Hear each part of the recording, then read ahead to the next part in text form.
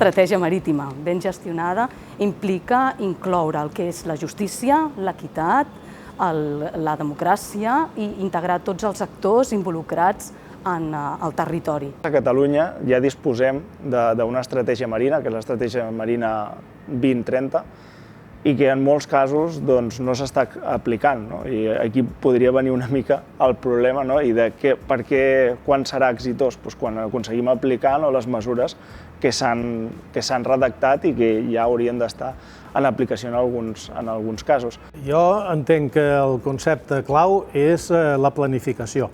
És a dir, s'han de planificar els usos d'aquest espai i també la conciliació. L'adaptació de vegades és molt difícil o fins i tot impossible, senzillament, per exemple, per manca d'espai o per altres raons. L'estratègia, el que és molt important és que sigui inclusiva, asèptica al mateix temps. És a dir, s'ha de basar en el coneixement, però també, i molt important, en el reconeixement del que no se sap.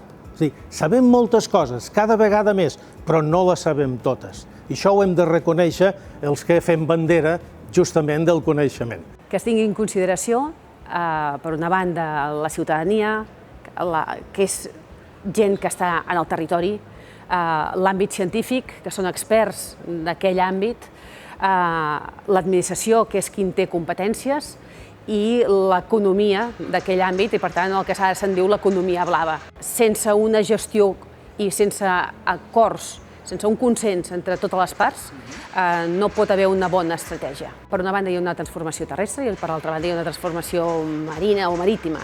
La transformació terrestre és un augment de l'espai artificialitzat, de l'espai urbanitzat, una disminució molt clara de l'espai agrícola i sobretot una densificació per desús de l'espai arbori, per dir-ho així,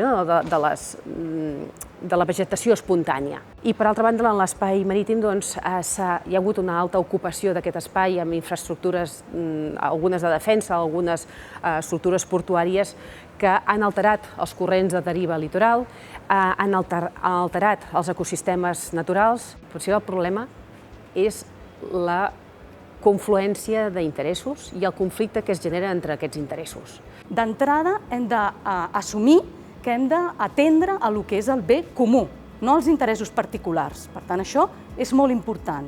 I d'altra banda, hi ha una qüestió també molt important, que és que hi ha tota una sèrie de tractats, hi ha tota una sèrie de principis que estan acordats a nivell internacional, com per exemple la Convenció de la Biodiversitat biològica, que s'ha de tenir en compte. El repte de l'eòlica marina s'inscriu en un repte més ampli, que és disposar de fonts d'energia que, a més, és necessari que sigui alternativa i neta. Això no vol dir completament innòcua, és a dir, no hi ha cap forma d'explotació d'algun recurs que ho sigui absolutament innòcua. Això també n'hem de ser conscients. La biomarató la portem realitzant des del 2021.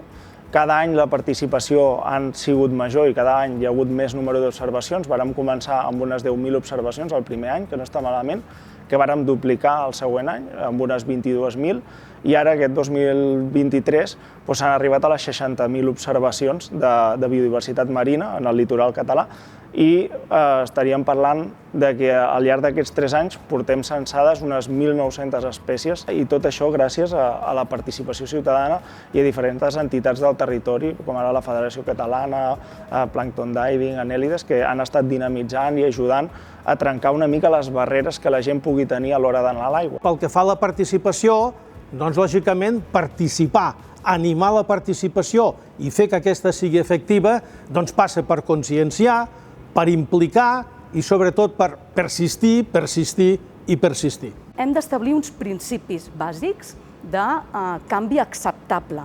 On està el límit del canvi acceptable? Aquí és on radica el problema. Implica una gestió adaptativa, que sigui flexible i que pugui integrar contínuament totes i cadascuna d'aquestes dinàmiques que estan contínuament en moviment i que, per tant, han de respondre a aquests principis que dèiem d'ordenació maritimo-terrestre equilibrada entre què és les activitats humanes i la natura. Moltes vegades parlem que tenim coneixement del medi marí, però veiem que es fan moltíssims estudis fora de casa, no? I una de les coses que, per exemple, ens vàrem plantejar quan començàvem la Via Marató és, i aquí davant, ara mateix estem a l'ICM, aquí davant de Barcelona, què tenim, no? I és que es fan milions d'estudis a fora, però després, quan necessites dades reals de gestió per poder fer una gestió acurada del medi, no la tens. Després aquestes dades realment poden servir per fer gestió. I és que moltes vegades quan parlem d'espècies protegides o espècies amenaçades i entrem en medi terrestre, hi ha, però quan entrem en medi marí, la majoria d'espècies no estan ni tan sols avaluades. Però que tinguem les eines i el reconeixement d'aquest espai no vol dir que no es produeixin relacions de poder, que hi hagin asimetries de poder. I aquí també és important que per representació pensem ben bé quins són els actors que haurien d'intervenir, que haurien d'incloure's en aquests espais de presa de decisió, perquè molt sovint les dones ocupen un espai, ocupen un rol en el desenvolupament del que és l'economia blava que no està suficientment reconegut. Nosaltres sempre ens pensem en el dret d'intervenir a la natura i hem de tenir en compte que la natura té drets i els drets de la natura també s'han de tenir en compte. I possiblement, si tinguéssim en compte que la natura té drets, també establiríem un tipus de relació més recíproc i diferent amb el medi natural.